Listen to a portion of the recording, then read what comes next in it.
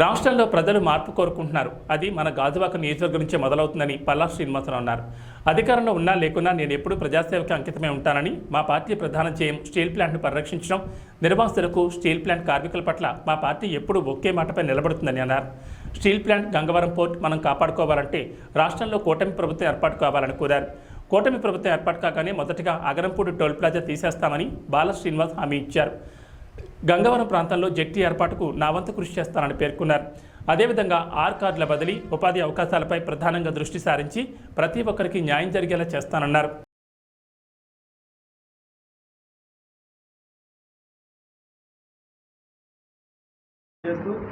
ముఖ్యంగా ఏదైతే నిన్న పల్లా శ్రీనివాసరావు గారి నామినేషన్ అయిందో ఎంతో అఖండ ప్రజలందరూ కూడా అఖండ స్వాగతాలు పలికి అన్ని వార్డుల నుంచి వచ్చి అందరూ కూడా అన్ని పార్టీల వాళ్ళు కూడా వచ్చి విజయం దిశగా అందరూ కూడా కలిసి వచ్చారు. వాళ్ళందరికీ అభినందనలు తెలియజేస్తున్నాం. అలాగే భారతీయ జనతా పార్టీ ద్వారా కూడా మేము అన్ని వార్డుల్లో మిత్రపక్షాల అభ్యర్థి అయినటువంటి పల్లా శ్రీనివాసరావు గారి విజయం కోసం మేము కృషి చేస్తాం. మా జిల్లా అధ్యక్షులు అలాగే మా రాష్ట్ర అధ్యక్షులు పురంధేశ్వర్ గారి ఆదేశాల మేరకు పార్టీ అంతా కూడా అందరూ కూడా కలిసి పనిచేయడం సిద్ధంగా ఉన్నామని తెలియజేస్తూ, ముఖ్యంగా నిత్యావసర ధరలు అలాగే ఈ రాష్ట్ర ప్రభుత్వం 5 సంవత్సరాల్లో కూడా పూర్తిగా విఫలమైంది.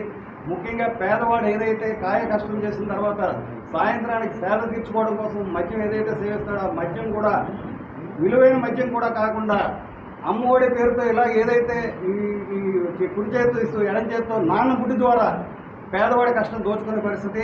ముఖ్యంగా ప్రతి వాడికి కూడా రోజుకి 200 రూపాయలు చొప్పున, నెలకి 6,000, సంవత్సరానికి 72,000 రూపాయలు పేదవాడి నుంచి దోపిడీ చేసే పరిస్థితి. పెన్షన్ 3,000 ఇవ్వచ్చు.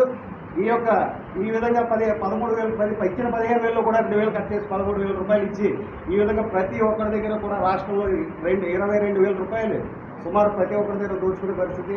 అదే డిజిటల్ ట్రాన్సాక్షన్ లేకుండా మద్యం మీద కూడా ఈ విధంగా చేసి అక్రమంగా అతి తక్కువ ధరలో 30 రూపాయలకి తయారయ్యే బాటిల్ మీద సుమారు 250 రూపాయలు కలెక్ట్ చేసి ఈరోజు రాష్ట్ర ప్రభుత్వం పేదవాడి యొక్క శ్రమను దోపిడీ చేసిన పరిస్థితి. అలాగే టిట్కోయిలు ఏదైతే తెలుగుదేశం ప్రభుత్వంలో పల్లా శ్రీనివాసరావు కేటాయించారో అవి మరలా వాళ్ళు కేటాయించకుండా వాళ్ళ మంగళసూత్రాలు తాకట్టు పెట్టి 25,000 రూపాయలు కట్టుకుంటే ఈరోజు తిరిగి డీడీ ఇవ్వని పరిస్థితి. భారతీయ జనతా పార్టీ ద్వారా కూడా మేము మున్సిపల్ కమిషనర్ దగ్గర ధర్నా తెలియజేసుకుంటున్నాను. మరి మా ఆహ్వానం మన్నించి ఈరోజు ఇక్కడికి వచ్చినందుకు గాను మీ అందరికీ కూడా నేను ప్రెస్ సోదరులందరికీ పేరు పేరున నేను నమస్కారాలు తెలియజేసుకుంటున్నాను. మరి ఈరోజు మీ ద్వారా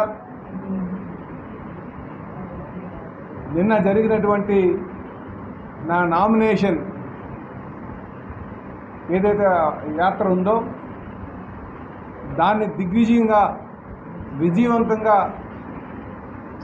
ప్రజల సహకారంతో అలాగే తెలుగుదేశం, జనసేన, బీజేపీ అలాగే అభిమానుల సహకారంతో మీ అందరి సహకారంతో మరి మేము నామినేషన్ వేయగలిగాం. ఆ నామినేషన్ను చూసిన తర్వాత ఆ నామినేషన్ ఆ పాదయాత్ర కావచ్చు, ఆ యాత్ర కావచ్చు, అది చూసిన తర్వాత నిజంగా నా భూతో నా భవిష్యత్ లాగా ఉంది. అంటే నేను ఎప్పుడు కూడా అంత జనాన్ని చూడలే. దాన్ని బట్టి నాకు అర్థమవుతుంది ఏంటంటే ప్రజలు మార్పు కోరుకుంటున్నారు. ఇటు విశాఖపట్నం ఒక గాజువాకలో కావచ్చు, విశాఖపట్నం పార్లమెంట్ కావచ్చు, అలాగే ఈ రాష్ట్రంలో కావచ్చు, రేపు ఖచ్చితంగా ఎన్డీఏ కూటమి, తెలుగుదేశం, జనసేన, బీజేపీ కూటమి అధికారంగా రాబోతుందని చెప్పేసి ఈ సందర్భంగా తెలియజేస్తాను. అందుకే మీ ద్వారా నేను గాజువాక పుర ప్రజలకు